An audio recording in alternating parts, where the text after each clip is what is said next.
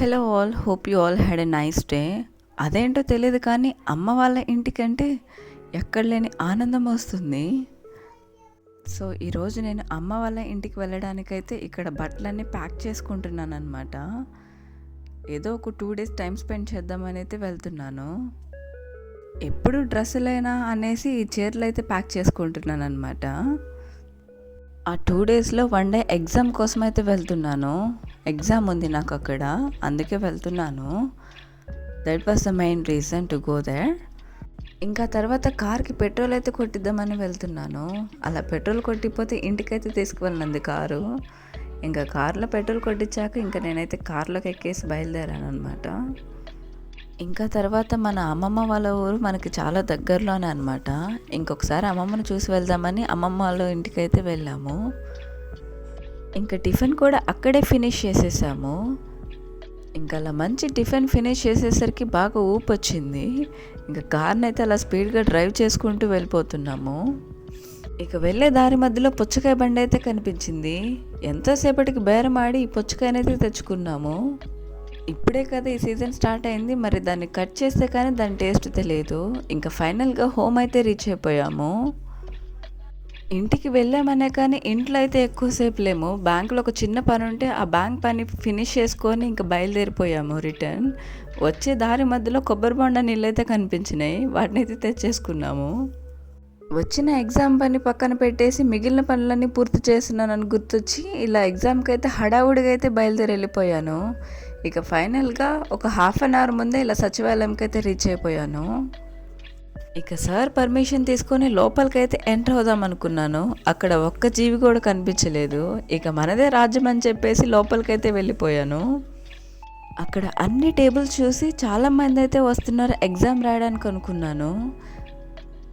ఎంతసేపటికైనా ఎవరు రాకపోయేసరికి ఇక బయటకైతే వెళ్ళి చూశాను ఎవరైనా వస్తున్నారేమో అని చెప్పేసి. ఇంకా అలా చాలాసేపటికి ఎవరైతే రాలేదు. ఇంకా ఫైనల్గా ఒక సార్ అయితే వచ్చారు నాతో ఎగ్జామ్ రాయించడానికి. ఇక సార్ వచ్చాక అర్థమైంది ఈ ఎగ్జామ్ అనేది ఒక్కొక్కరికి ఒక్కొక్కసారి ఒక్కొక్క డేట్లో అయితే స్కెడ్యూల్ చేస్తున్నారంట. డే అంతా బిజీగా ఉండటం వల్ల ఇలా ఈవినింగ్ టైంలో అమ్మ వాళ్ళ ఇంటి దగ్గర ప్రకృతిని ఆస్వాదిస్తూ కూర్చున్నాను, కొంచెం రిలాక్స్ అవుదామని. మధ్యాహ్నం లంచ్ ఫినిష్ చేయకుండా వెళ్ళాను ఎగ్జామ్కి. పైగా మనం ఎగ్జామ్లో బాగా కష్టపడ్డామని చెప్పేసి అమ్మ అయితే నాకు ప్లేట్లో అన్నం వేసి ఇచ్చిందనమాట. ఇంకా అలా అన్నం తింటుంటే నా తమ్ముళ్ళు అయితే వచ్చారు. వీళ్ళు చిన్నప్పుడు ఎప్పుడు నా దగ్గరే ఉండేవాళ్ళు, నాతో స్టోరీస్ చెప్పించుకుంటూ. ఇంకా తర్వాత మా తమ్ముడిని అయితే చాలా బాగా ఆట పెట్టించాను. ఇంకా తర్వాత వాళ్ళతో అయితే చాలాసేపు టైం అయితే స్పెండ్ చేశాను. ఎప్పుడో ఒక 10 years బ్యాక్ అయితే కలిసాము.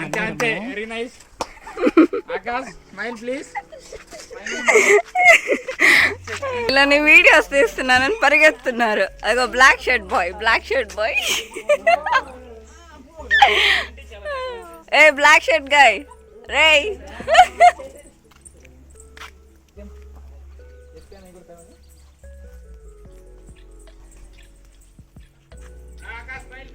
వీడియో తీస్తే చాలు.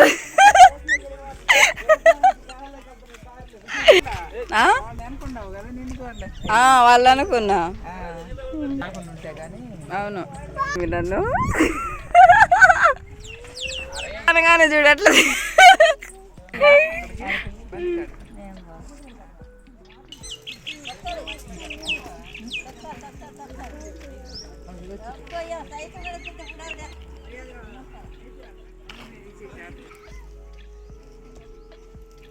నందిని పాప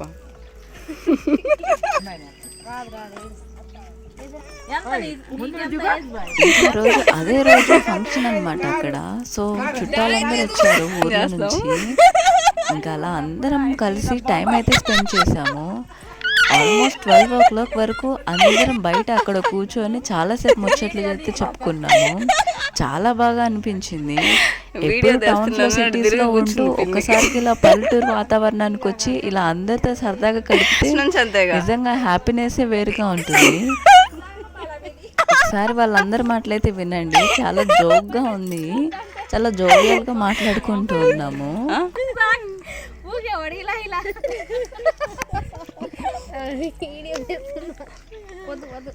తీసి నువ్వు చెప్పు. 2 పోళ్ళు దాంట్లో పళ్ళ 2 పోళ్ళు ఇక ఏ పోనందిని ఏయ్ నేను పాలక వచ్చిందిలే నీకు. డాన్స్ చేయడానికి పోటీలు పడుతున్నారు. ఒక స్టెప్ ఇప్పుడు కాదక్క, ఇది కాదు, పిల్లలు వచ్చే టైం అయిందమ్మా. బాగా ఎంజాయ్ చేసే పాటలు. Boys are not allowed.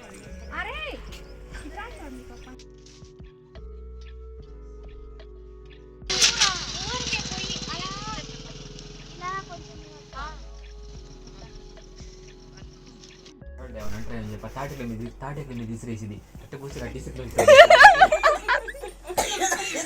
నువ్వేం చేస్తావు అట్లా పరిస్థితి అట్టుండే పాపం ఈ జోన్ తెచ్చిపోయింది.